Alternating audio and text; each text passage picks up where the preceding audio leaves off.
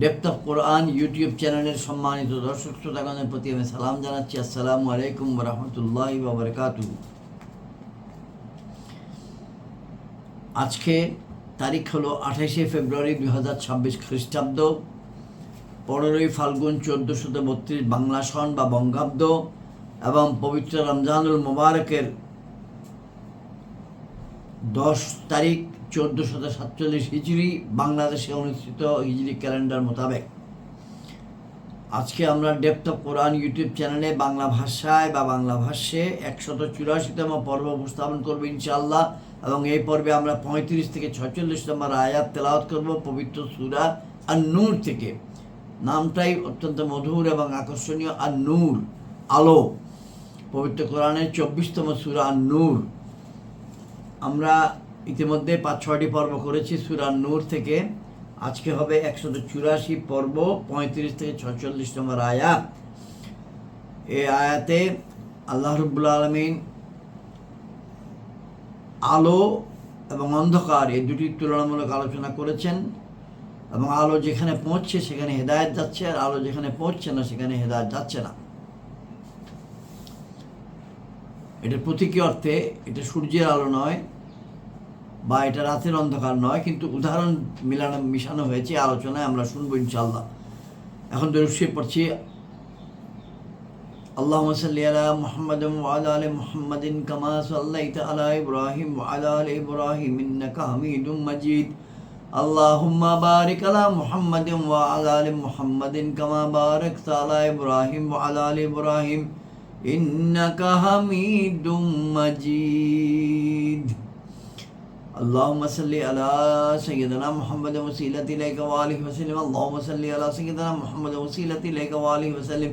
اللهم صل على سيدنا محمد وسيلة إليك وآله وسلم. صلى الله عليه وسلم صلى الله عليه وسلم صلى الله عليه وسلم। যে কিতাব থেকে আমরা তেলাওয়াত করছি সেটি হলো আলা হযরত ইমাম মোহাম্মদ আহমদ রেজা খান বেরলভী রহমতুল্লাহি আলাইহি কর্তৃক কৃত তরজমায়ে কোরআন, যার নাম কানজুল ঈমান, এবং হাকিমুল উম্মত আল্লামা মুফতি আহমদ ইয়ার খান নঈমী রহমতুল্লাহ আলাইহি কর্তৃক কৃত তফসির, নাম নুরুল ইরফান। এই দুইটির সমন্বয়কৃত বঙ্গানুবাদ যেটি করেছেন মৌলানা মোহাম্মদ আব্দুল মান্নান, চট্টগ্রাম নিবাসী। أعوذ بالله من الشيطان الرجيم بسم الله الرحمن الرحيم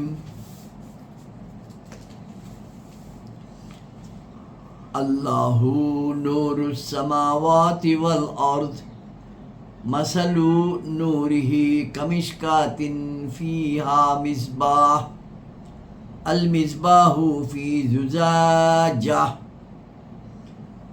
الزجاجة كأنها كوكب دري يوقد من شجرة مباركة زيتونة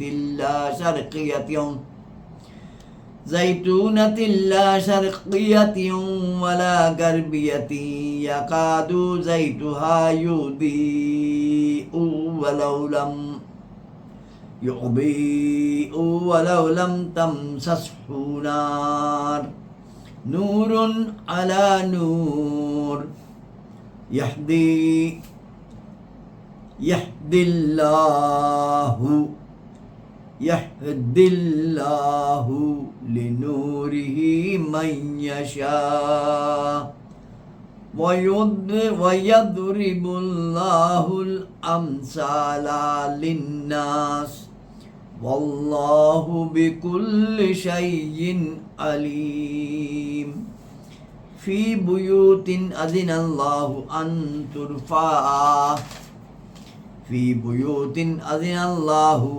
ترفع ويذكر فيها اسمه يسبح له فيها بالغدو والآصال رجال لا تلهيهم تجارة ولا بيع عن ذكر الله وإقام الصلاة وإيتاء الزكاة ইয়াখাফুনা ইয়াওমান তাতাকাল্লাবু ফীহিল কুলুবু ওয়াল আবসার লিয়াজাজিয়াহুমুল্লাহু আহসানা মা আমিলু ওয়া ইয়াজিদাহুম মিন ফাদলিহি ওয়াল্লাহু ইয়ারযুকু মান ইয়াশাউ বিগাইরি হিসাব ওয়াল্লাযীনা কাফারু আমালুহুম কাসারাবিম বিকিআতি ইয়াহসাবুহু الظمآن بقيئة يحسبه الظمآن ماء حتى جاءه لم يجده شيئا ووجد الله عنده فوفاه حسبه والله سريع الحساب أو كظلمات في بحر اللجي يغشاه موج من فوقه سحاب ظلمات بعضها فوق بعض إذا أخرج يده لم يكد يراها ومن لم يجعل الله له نورا فما له من نور ألم ترى أن الله يسبح له من في السماوات والأرض والطير صافت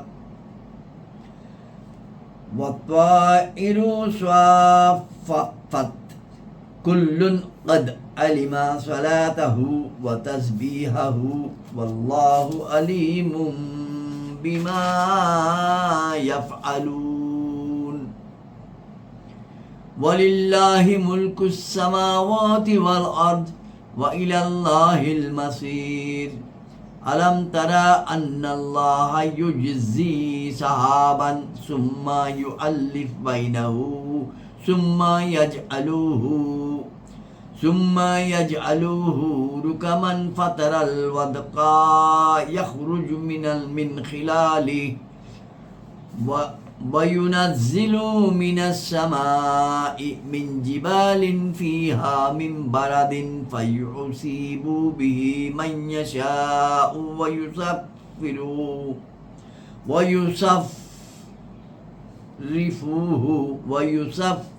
ويصرفوه عمن يشاء يكاد سنا برقه يذهب بالأبصار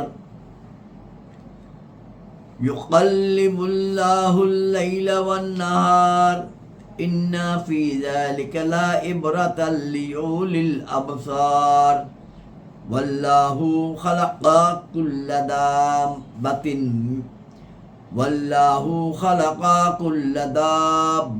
من ماء فمنهم من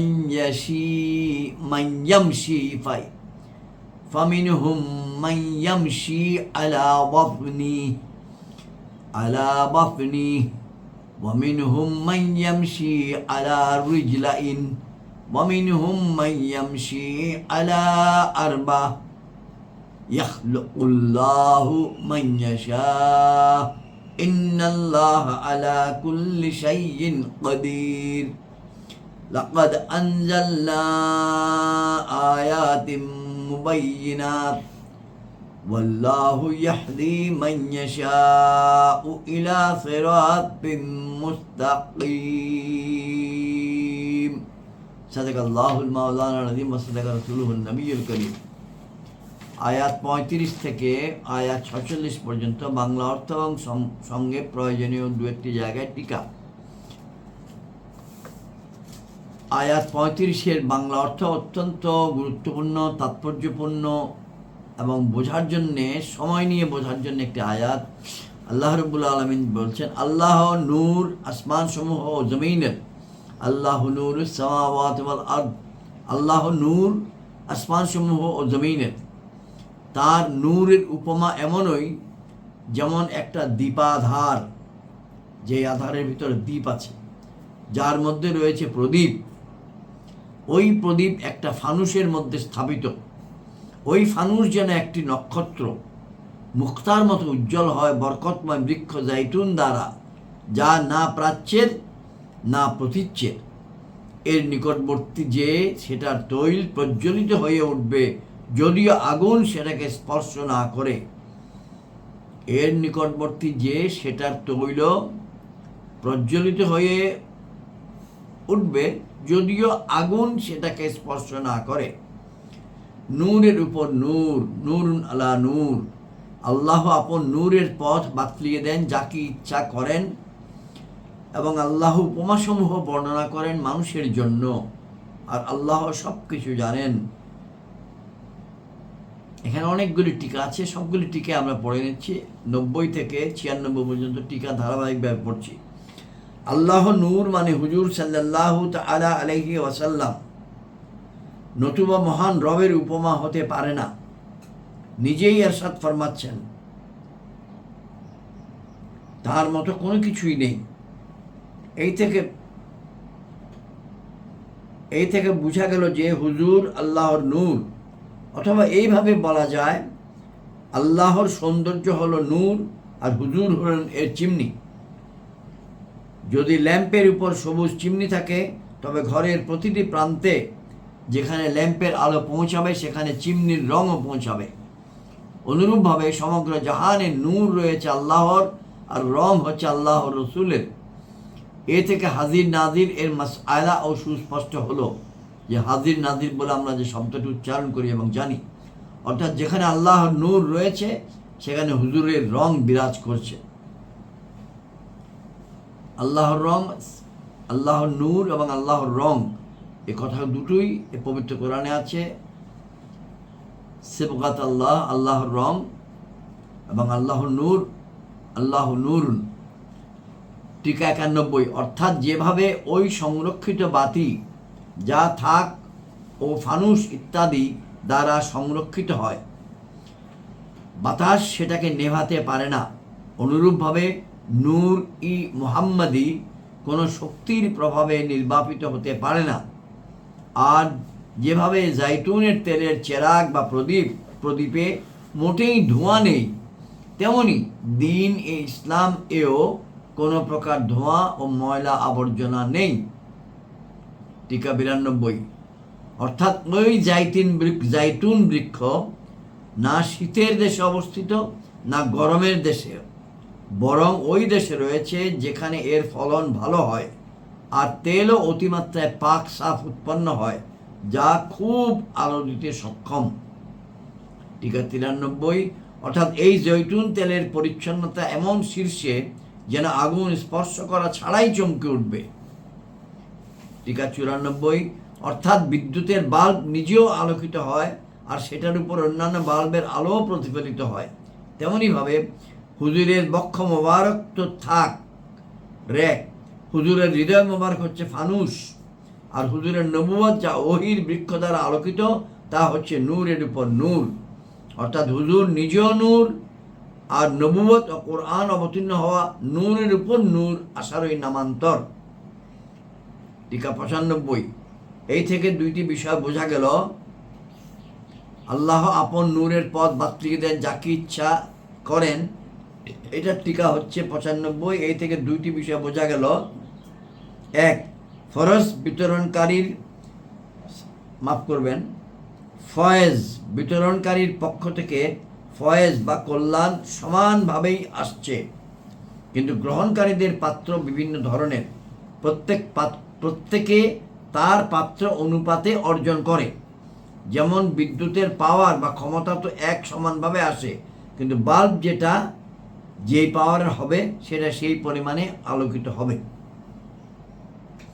হিদায়াতপ্রাপ্ত হওয়া আমাদের নিজস্ব গুণ নয়, মহান রবের ওই দান। সুতরাং এই জন্য কৃতজ্ঞতা প্রকাশ করা চাই, অহংকার করা উচিত নয়। টিকা 96, আয়াত 35-এর শেষ টিকা। এসব উপমা মানুষকে বোঝানোর জন্যই। হে মাহবুব, আপনাকে বোঝানোর জন্য নয়, আপনি তো জ্ঞাত হয়েই প্রেরিত হয়েছেন। আয়াত 36, এই টিকাগুলো ছিল পেজ 939, আয়াত 36। সেসব ঘরের মধ্যে যে নূরের কথা বলা হলো, প্রদীপের কথা বলা হলো উদাহরণ দিয়ে, এবং আল্লাহ উপমাসমূহ বর্ণনা করেন মানুষের জন্য, আর আল্লাহ সব কিছু জানেন। সেই সব ঘরের মধ্যে যেগুলোকে সমুন্নত করার জন্য আল্লাহ নির্দেশ দিয়েছেন এবং সেগুলোর মধ্যে তার নাম নেওয়া হয়, সেগুলোর মধ্যে আল্লাহর পবিত্রতা ঘোষণা করে সকাল ও সেগুলোর মধ্যে আল্লাহর পবিত্রতা ঘোষণা করে সকাল ও সন্ধ্যায়। সকাল ও সন্ধ্যা অর্থাৎ টিকায় বলছে আল্লাহর জিকিরের জন্য অতি উত্তম সময়, কারণ এই দুটি হচ্ছে মানব জীবনের দোকান খোলা, জীবনের দোকান খোলা, জীবনের দোকান বন্ধ করার সময়। আয়াত 37। ওই সব লোক যাদেরকে অমনোযোগী করে না কোনো ব্যবসা বাণিজ্য, না বেচা কেনা, আল্লাহ স্মরণ থেকে এবং নামাজ কায়েম রাখা ও জাকাত প্রদান করা থেকে, তারা ভয় করে ওই দিনকে যেদিন উল্টে যাবে অন্তর ও চক্ষুসমূহ। আয়াত 35, 36 এবং 37 মৌলিকভাবে একই বিষয়ের বক্তব্য। আয়াত 38। যাতে আল্লাহ তাদের আয়াত 38 হচ্ছে লিয়াজাজিয়াহুমুল্লাহু আহসানা মা আমিলু ওয়া ইয়াজিদাহুম মিন ফাদলিহি ওয়াল্লাহু ইয়ারযুকু মান ইয়াশাউ বিগাইরি হিসাব। যাতে আল্লাহ তাদেরকে প্রতিদান দেন তাদের সর্বাপেক্ষা উত্তম কাজের এবং আপন অনুগ্রহে তাদেরকে পুরস্কার বেশি দেন। আর আল্লাহ জীবিকা দান করেন যাকে অপরিমিত পরিমাণে, যাকে চান তাকে অপরিমিত পরিমাণে। আয়াত 29। এবং যারা কাফির হয়েছে তাদের কর্ম এমনই যেমন কোনো মরুভূমিতে রোদে চমকিত বালু, পিপাসার্থ সেটাকে পানি মনে করে, শেষ পর্যন্ত যখন সেটার নিকটে আসলো তখন দেখতে পেল সেটা কিছুই নয় এবং আল্লাহ নিজের নিকট পেল, আল্লাহকে নিজের নিকট পেল। অতঃপর তিনি তার হিসাব পূর্ণ মাত্রায় দিলেন এবং আল্লাহ দ্রুত হিসাব গ্রহণ করেন। এটা হলো একটা উদাহরণ দেওয়া হয়েছে মরীচিকার। মরুভূমিতে যেমন মানুষ একদম পথিক হাঁটতে থাকলে অনেক দূরে মনে হয় পানির মতো চিকচিক করছে, সূর্যের আলো করে চিকচিক করছে, এটা পানি। এই পানি মনে করে মানুষ হাঁটতে থাকে, পানির দূরত্ব সমান থেকে যায়, অথবা যদি মরীচিকার দূরে চলে যায়, মরীচিকা যে স্থানে ছিল সেখানে গেলে দেখা যায় এখানে কিছুই নেই। যারা কাফির হয়েছে তাদের কর্মগুলো এমনই। 40 আয়াত। অথবা যেমন অন্ধকার রাশি, আটটি মেসাল, অথবা যেমন অন্ধকার রাশি কোনো সমুদ্রের গভীর জলাশয়ের মধ্যে, সেটার উপর ঢেউ, ঢেউয়ের উপর আরও ঢেউ, সেটার ঊর্ধ্বে মেঘপুঞ্জ, অন্ধকার পুঞ্জ রয়েছে একের উপর এক। যখন আপন হাত বের করে তখন তা দেখা যায় বলে মনে হয় না, এবং আল্লাহ যাকে আলো দান করেন না তার জন্য কোথাও আলো নেই। 38 নম্বর আয়াতে আমরা পড়েছি, আর আল্লাহ জীবিকা দান করেন যাকে চান তাকে অপরিমিত পরিমাণে। আর এখানে বলা হচ্ছে এবং আল্লাহ যাকে আলো দান করেন না তার জন্য কোথাও আলো নেই। আপনি কি দেখেননি যে আল্লাহর পবিত্রতা ঘোষণা করে যা কিছু আসমান সমূহে ও জমিনে রয়েছে এবং পাখিকুল পাখা সম্প্রসারিত করে, সবাই জেনে রেখেছে আপন নামাজ ও আপন পবিত্রতা ঘোষণার পদ্ধতি, এবং আল্লাহ তাদের কর্মসমূহ জানেন।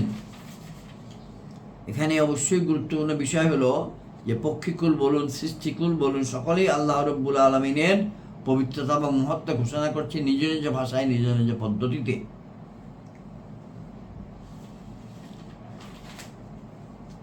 আয়াত 42। আর আল্লাহরই রাজত্ব আসমান সমূহ ও জমিনের, এবং আল্লাহরই প্রতি প্রত্যাবর্তন। ওয়ালিল্লাহি মুলকুস সামাওয়াতি ওয়াল আরদ ওয়া ইলাল্লাহিল মাসির। তুমি আয়াত 43। তুমি কি দেখনি যে আল্লাহ ধীরে ধীরে সঞ্চালন করেন মেঘমালাকে, অতঃপর সেগুলোকে পরস্পর একত্র করেন, অতঃপর সেগুলোকে পুঞ্জীভূত করেন, অতঃপর তুমি দেখতে পাও যে সেটার মধ্য থেকে বারিধারা বর্ষিত হয় এবং আসমান থেকে তাতে যে বরফের আসমান থেকে তাতে যে বরফের পাহাড় রয়েছে তা থেকে কিছু শিলাবৃষ্টিও বর্ষণ করেন। অতঃপর সেগুলোকে যার উপর ইচ্ছা বর্ষণ করেন এবং যার দিকে ইচ্ছা করেন সেগুলোকে অন্যদিকে ফিরিয়ে দেন এবং যার দিক থেকে ইচ্ছা করেন সেগুলোকে অন্যদিকে ফিরিয়ে দেন। অর্থাৎ বাড়ি বা বর্ষণ বা বৃষ্টিটাকে যার দিকে ইচ্ছা তার দিকে বর্ষণ করান, যার দিক থেকে ইচ্ছা করেন সেগুলোকে অন্যদিকে ফিরিয়ে দেন। সেটার বিদ্যুৎ ঝলক দৃষ্টিশক্তিকে কেড়ে নেওয়ার মতো উপক্রম হয়। আল্লাহ পরিবর্তন ঘটান রাত ও দিনের, নিশ্চয়ই তাতে বোঝার ক্ষেত্র রয়েছে অন্তর্দৃষ্টি সম্পন্নদের জন্য। এবং আল্লাহ ভূপৃষ্ঠে প্রত্যেক বিচরণকারী জীবজন্তুকে পানি থেকে সৃষ্টি করেছেন, আর সেগুলোর মধ্যে কতক নিজ পেটের উপর ভর দিয়ে চলে, সেগুলোর মধ্যে কিছু সংখ্যক 2 পায়ে চলে, আর সেগুলোর মধ্যে কিছু সংখ্যক 4 পায়ে চলে। আল্লাহ সৃষ্টি করেন যা চান, নিঃসন্দেহে আল্লাহ সব কিছু করতে পারেন। হযরত আদম আলাইহিসসালাম, হযরত ঈসা আলাইহিসসালামের এই নিয়মের বহির্ভূত যে পানি থেকে সৃষ্টি। হযরত টিকা নম্বর 124, পেজ নম্বর 943। হযরত আদম আলাইহিসসালাম, হযরত ঈসা আলাইহিসসালাম এই নিয়ম বহির্ভূত। হযরত আদম আলাইহিসসালাম সম্পর্কে মহান রব ইরশাদ ফরমাচ্ছেন পবিত্র কোরআনে 15 নম্বর সূরা আয়াত নম্বর 26-এ, ওয়ালাকাদ খালাকনা লিল ইনসানা মিন সালসালি মিন হামাইন মাসনুন। নিশ্চয়ই আমি মানুষকে ঠনঠনে মাটি থেকে সৃষ্টি করেছি, যা প্রকৃতপক্ষে এক কালো গন্ধযুক্ত কাদা ছিল। আর হযরত ঈসা আলাইহিস সালাম সম্বন্ধে আল্লাহ রাব্বুল আলামিন ইরশাদ করেছেন 3 সূরা আয়াত 59,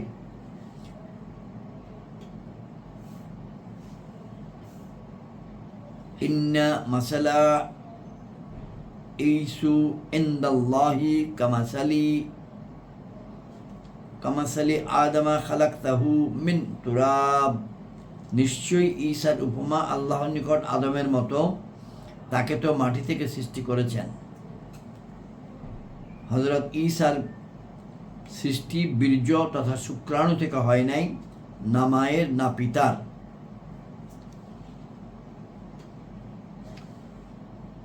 শর্তব্য হচ্ছে টু বি রিমেম্বার্ড, নিয়ম হচ্ছে এক জিনিস আর কুদরত হচ্ছে অন্য জিনিস। কানুন বা নিয়ম মেনে চলি আমরা, আল্লাহ তাআলার জন্য তাহা অপরিহার্য নয়।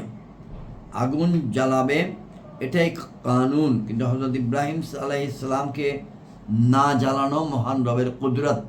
অনুরূপভাবে সবাই বীর্য থেকে সৃষ্টি হওয়া হচ্ছে কানুন, কিন্তু কেউ কেউ বীর্য ছাড়া পয়দা হওয়া হচ্ছে মহান রবের কুদরত। আমরা আয়াত 46 নম্বর পড়ছি এবং আজকের আলোচনার শেষ আয়াত, নিশ্চয়ই আমি অবতীর্ণ করেছি সুস্পষ্ট বর্ণনাকারী নিদর্শনসমূহ, এবং আল্লাহ যাকে চান সরল পথ দেখান। আসসালামু আলাইকুম ওয়া রাহমাতুল্লাহি ওয়া বারাকাতুহু।